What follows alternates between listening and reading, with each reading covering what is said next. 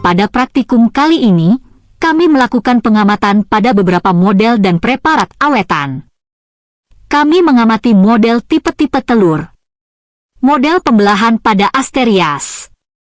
Model pembelahan pada Amphiosus. Model pembelahan pada amfibi. Model pembelahan pada Aves. Kami juga menentukan bidang pembelahan pada masing-masing hewan. Selain itu, kami juga mengamati preparat awetan dari blastula melalui mikroskop. Berikut adalah hasil dan pembahasan dari praktikum kami dengan topik pembelahan embrio dan fase morula dan blastula. Berikut ini adalah tipe 2 telur atau yolk. Yang pertama adalah tipe telur megalesital, dengan bakal embrio di bagian tepi dan yolk yang berukuran besar dan jumlah yang banyak. Selanjutnya adalah tipe telolesital, dengan bakal embrio di bagian relatif di tepi, dengan yolk di bagian bawahnya. Selanjutnya adalah tipe yolk sentrolesital dengan bakal embrio di bagian tengan dengan yolk yang terkumpul ke bagian tengah. Selanjutnya adalah tipe telur isolesital, dengan bakal embrio di bagian tengah dan yolk, yang menyebar di seluruh bagian telur.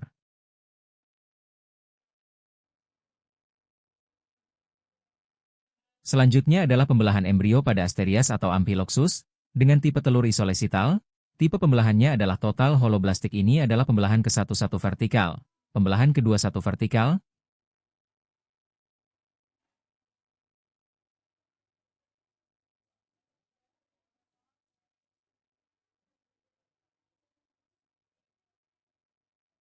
pembelahan ketiga 1 horizontal, pembelahan keempat 2 vertikal, dan pembelahan kelima 2 horizontal menghasilkan coeloblastula lapis tunggal.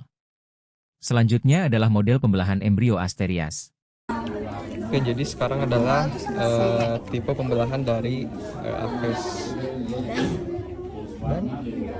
dan oke, jadi di sini ada pembelahan pertama dari Aves. Nah, di sini pembelahannya secara vertikal, kemudian pembelahan kedua secara vertikal, dan pembelahan ketiga juga 2 vertikal. Kemudian untuk pembelahan keempat adalah 1 horizontal, karena tipenya adalah megalesital sehingga pembelahannya agak cenderung ke atas di permukaan yang disebut dengan sirkuler. Kemudian pembelahan kelima adalah 4 vertikal. Terima kasih. Pembelahan pada embrio amfibi tipe telurnya itu telolacetal bersama dengan Pisces juga telolacetal. Mulai dari pembelahan pertama, pembelahan vertikal 1, ini yolknya masih ada di bawah. Pembelahan kedua vertikal juga, ini vertikal 1, vertikal 2 ini juga masih ada di bawah. Terus pembelahan ketiga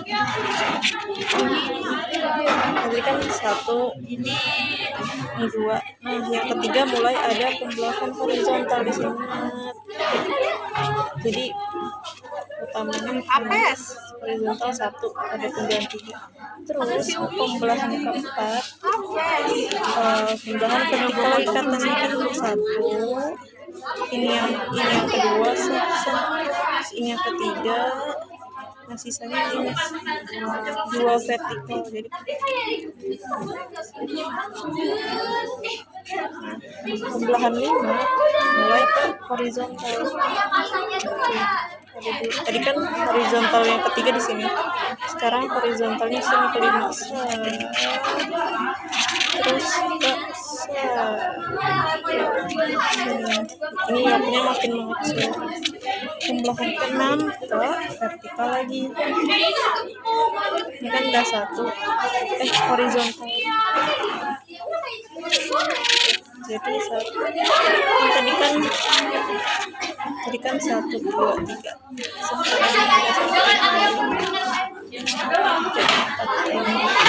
dan nambah 2 lagi di ujung masing-masing di atas di zona yolknya udah ada lagi.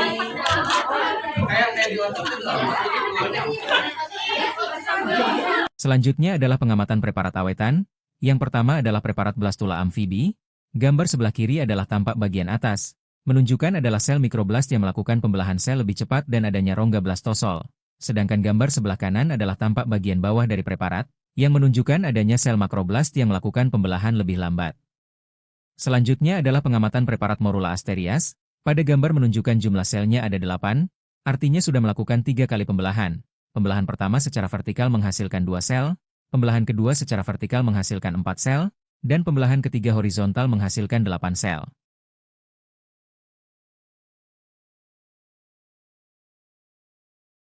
Tipe pembelahan dan bentuk blastula pada setiap hewan dapat berbeda-beda karena dipengaruhi oleh jumlah dan distribusi yolk atau kuning telur dalam sel telur. Setiap hewan memiliki tipe telurnya masing-masing. Hewan dengan sedikit yolk seperti pada tipe telur isolesital dan mesolesital, mengalami pembelahan penuh atau disebut juga pembelahan holoblastik. Sedangkan hewan dengan banyak yolk seperti pada hewan dengan tipe telur megalesital dan sentrolesital, mengalami pembelahan sebagian, atau yang dikenal juga dengan pembelahan meroblastik. Berikut adalah macam-macam tipe pembelahan berdasarkan tipe telur dan hewannya. Pada gambar sebelah kiri terdapat macam-macam pembelahan dari pembelahan holoblastik. Tipe telur yang dapat membelah dengan cara ini yaitu isolesital dan mesolesital. Pada tipe telur isolesital, pembelahan yang mungkin terjadi bisa secara radial seperti pada Echinodermata dan Amphiosus. Secara spiral seperti pada Annelida, Mollusca, dan cacing pipih. Secara bilateral seperti pada Tunicates. Dan secara rotasi seperti pada mamalia dan nematoda. Lalu pada tipe telur mesolesital dapat terjadi pembelahan secara radial seperti pada amfibi. Pada gambar sebelah kanan terdapat macam-macam pembelahan dari pembelahan meroblastik. Tipe telur yang dapat membelah dengan cara ini yaitu mega atau telolesital dan sentrolesital. Pada tipe telur telolesital pembelahan yang mungkin dapat terjadi yaitu secara bilateral seperti pada Mollusca. Dan secara diskoidal seperti pada ikan, reptil, dan burung. Pada tipe telur sentrolesital, pembelahan yang mungkin dapat terjadi yaitu secara superficial seperti pada kebanyakan serangga.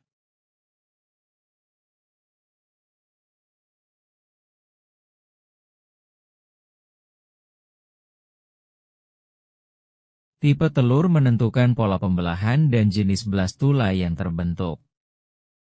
Hal ini berpengaruh pada kecepatan pembelahan yang terjadi antara kutub animal dan kutub vegetal.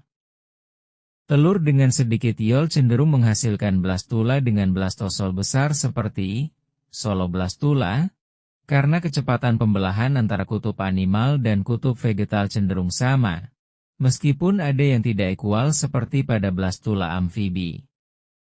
Sedangkan telur dengan banyak yolk menghasilkan blastula dengan bentuk lebih khusus seperti diskoblastula atau superficial blastula.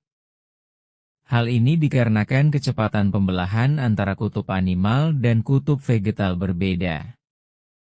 Kutub animal lebih cepat membelah sedangkan kutub vegetal tidak karena mengandung banyak yolk yang menyebabkan terhambatnya pembelahan. Pada akhirnya terbentuk pula tipe blastula yang berbeda-beda. Berikut adalah hasil akhir blastula pada masing-masing tipe telur. Telur isolesital menghasilkan blastula soloblastula lapis tunggal. Telur mesolesital menghasilkan blastula amfiblastula atau stereoblastula atau dikenal sebagai soloblastula lapis banyak. Telur telolesital menghasilkan blastula diskoblastula.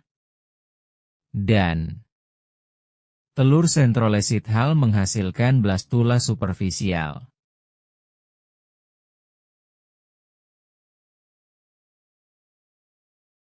Faktor-faktor yang mempengaruhi tipe pembelahan dan blastula. 1. Jumlah dan distribusi yolk, kuning telur. Yolk adalah cadangan makanan dalam sel telur yang sangat berpengaruh terhadap pembelahan sel.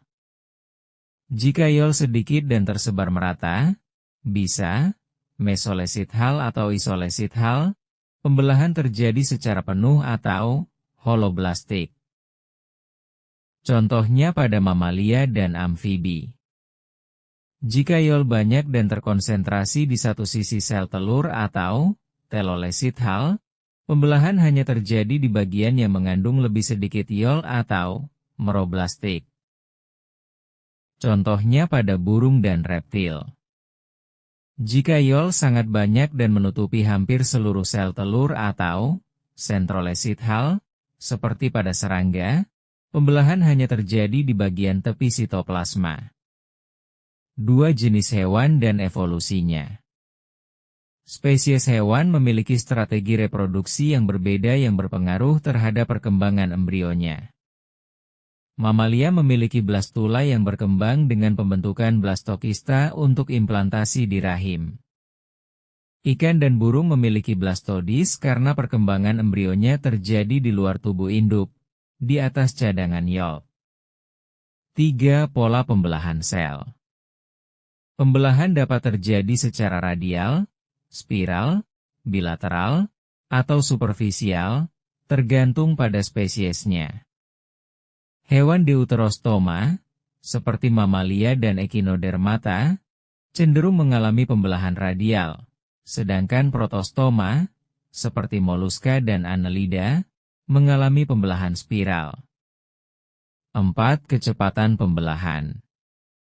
Sel yang mengandung lebih sedikit yolk cenderung membelah lebih cepat, sementara daerah yang kaya yolk mengalami pembelahan lebih lambat atau bahkan terhambat. Hal ini menyebabkan perbedaan ukuran dan bentuk blastomer yang akhirnya mempengaruhi morfologi blastula. 5. Interaksi sel selama embriogenesis. Sel-sel embrio berkomunikasi melalui sinyal molekuler untuk menentukan diferensiasi dan pembentukan lapisan germinal. Faktor lingkungan, seperti suhu dan ketersediaan oksigen, juga dapat memengaruhi pola pembelahan dan perkembangan blastula.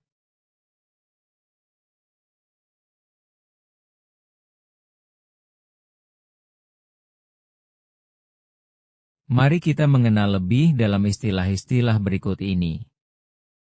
A. Holoblastik. Holoblastik adalah pembelahan yang terjadi secara menyeluruh pada seluruh zigot karena kandungan yolk yang sedikit atau tersebar merata, misalnya pada amfibi dan mamalia. B. Meroblastik. Meroblastik adalah pembelahan yang tidak terjadi secara menyeluruh karena terdapat banyak yolk yang menghambat pembelahan, misalnya pada burung dan ikan. C. Discoblastula. Discoblastula adalah blastula yang berbentuk seperti cakram yang terbentuk akibat pembelahan meroblastik diskoidal, biasanya ditemukan pada burung dan reptil. D. Diskoidal. Diskoidal adalah tipe pembelahan meroblastik di mana pembelahan hanya terjadi pada bagian kecil sitoplasma di atas yolk yang membentuk blastodis, seperti pada ikan telostei dan burung.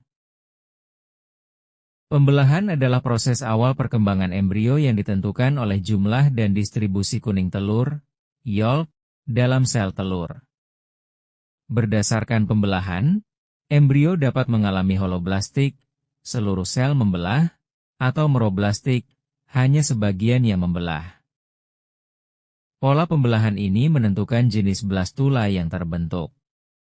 Soloblastula memiliki blastosol luas dan terjadi pada telur isolesithal, sedangkan mesolesithal membentuk amfiblastula dengan blastosoel yang bergeser. Pada telur telolesithal, terbentuk diskoblastula yang hanya memiliki lapisan sel embrionik di atas yolk, sementara telur sentrolechithal menghasilkan periblastula dengan inti di sekeliling yolk. Blastulasi adalah tahap penting sebelum gastrulasi, yang menentukan perkembangan embrio lebih lanjut.